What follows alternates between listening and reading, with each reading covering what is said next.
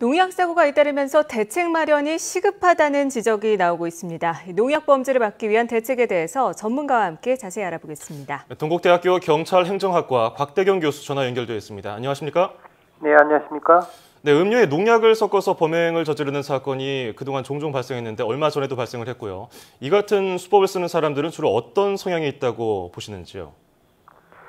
예, 농약을 사용하는 경우에는 자기의 신원을 숨기면서 원한이나 반감을 가진 상대나 집단을 공격할 수 있는 그런 범죄 유형입니다. 그래서 이런 범죄를 저지르는 사람들은 주로 이제 자기가 직접 물리적으로 공격할 수 있는 그런 힘이 약한 여성이나 노인들이 저지르기 쉬운 그런 경향이 있습니다. 예. 네, 이 농약 등의 독극물 사건은 대부분 미궁에 빠지는 경우가 사실 많은데요. 일각에서는 과학수사의 한계다 이런 지적까지 나오고 있는데 여기에 대해서 어떻게 생각하십니까? 예, 사실 이 독극물 사건 같은 경우는 정확하게 현장에서 목격한 사람의 진술이라든지 아니면 그 독극물을 타는 장면이 담긴 CCTV 화면이 확보되지 않는다면 범인을 특정하기 어려운 그런 한계가 있는 것이 사실입니다. 사실 최근에 주로 범죄를 수사하는 그런 어떤 방식들이 휴대폰이라든지 CCTV 주로 이런 것들을 많이 이용하고요. 네네. 그리고 이제 지문 같은 게 이제 남아 있는 이런 경우에 사건을 해결하기 이제 수월한데 목격자도 없고 그리고 CCTV 화면 이런 것들이 이제 없으면 사실 이제 범인을 파악하기 어려운 그런 한계가 있는 겁니다. 네, 이번에 상주에서 발생한 이른바 농약 사이다 사건을 보면요. 역시 경찰이 이런저런 증거를 모아서 영장을 신청했습니다. 하지만 용의자로 꼽히고 있는 할머니는 부인하고 있거든요. 이 교수님 어떻게 보십니까? 구속영장이 신청된 할머니가 범인일 가능성이 높아 보입니까?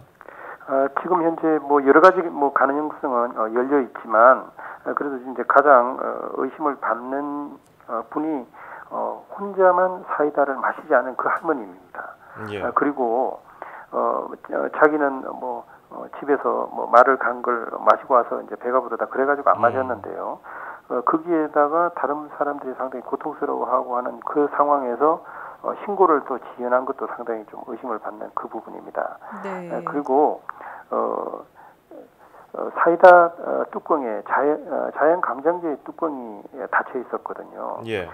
그리고 그 집의 담벼락에서 이제 안에 살충제 성분이 들어가 있는 자양 강장제 이제 병이 발견이 됩니다. 그런데 이제 여기에 적혀 있는 유효기간하고 그 할머니가 집에 냉장고에 보관하고 있는 자양 강제 유효기간이 똑같습니다.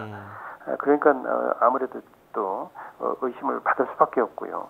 그런데 네. 이런 상황에서 할머니가 거짓말 탐지기를 갖다가 조사를 하는 걸 거부를 하게 됩니다. 예. 사실 본인이 굉장히 억울하다 그리고 결백하다라고 생각을 한다면 사실 거짓말 탐지기 조사를 받아서 자기의 혐의를 벗을 수 있는 그런 기회임에도 불구하고 이걸 회피했다라는 거는 역으로 상당히 혹시나 무슨 잘못된 행동을 했기 때문에 일부러 저런 조사를 기피하는 게 아닌가 이런 의심을 불러일으킬 소지가 있는 겁니다. 네, 명확하게 범인을 가려내야 할 텐데요. 그렇다면 이런 사고를 예방하려면 어떤 대책이 필요하다고 보십니까?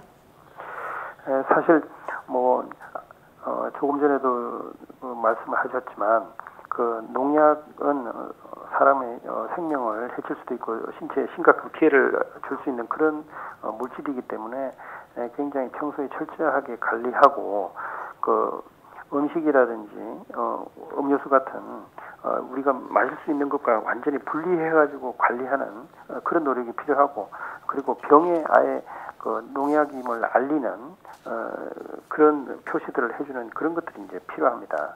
그리고 뚜껑이 닫혀 있지 않고 열려 있었던 그런 음료 같은 경우는 항상 그 내용물을 좀 확인하는 그런 노력들이 필요하다고 생각을 합니다. 그리고 조금이라도 의심이 나거나 이제 냄새가 나거나 하는 그런 경우에는 절대 뚜껑이 열려 있는 그런 음료수는 마시지 않는 것이 필요합니다. 냄새가 많이 나서 알아볼 수가 있나요? 사실 뭐 농약 같은 경우에 이제 살충제 같은 경우에 무색 무취한 그런 살충제들도 많이 있습니다. 그렇기 때문에 실제로 마시기 전에는 쉽게 이제 알아볼 수 없는 그런 것도 있고요. 그리고 또 이제 어떤 것들은 말씀드렸던 것처럼 약간 냄새를 통해서 의심을 할 수 있는 그런 농약도 있습니다. 네.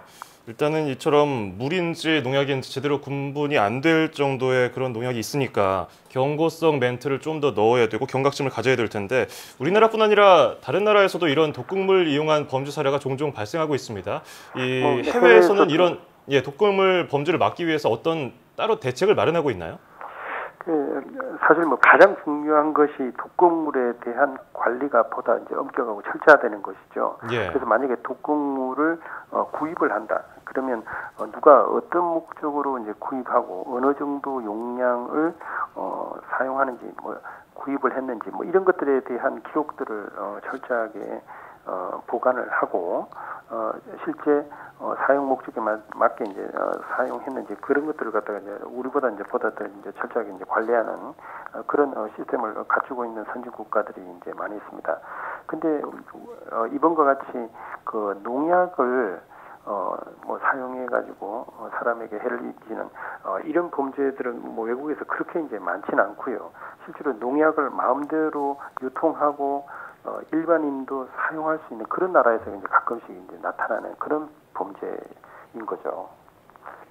네, 잘 알겠습니다. 지금까지 동국대학교 경찰행정학과 곽대경 교수와 함께 이야기 나눴습니다. 오늘 말씀 고맙습니다. 네, 수고하십시오. 네, 농약을 음용을 했을 때 위험성은 엄청나지만 구하기는 그다지 어렵지가 않고 그리고 구분하기도 쉽지가 않아서 참 문제네요. 네, 그렇죠. 이 농약 관련 사고나 뭐 범죄가 끊이질 않는 걸 보면은 이를 알 수 있습니다. 농약을 사고 파는데도 좀 더 강력한 보완 대책이 필요해 보입니다.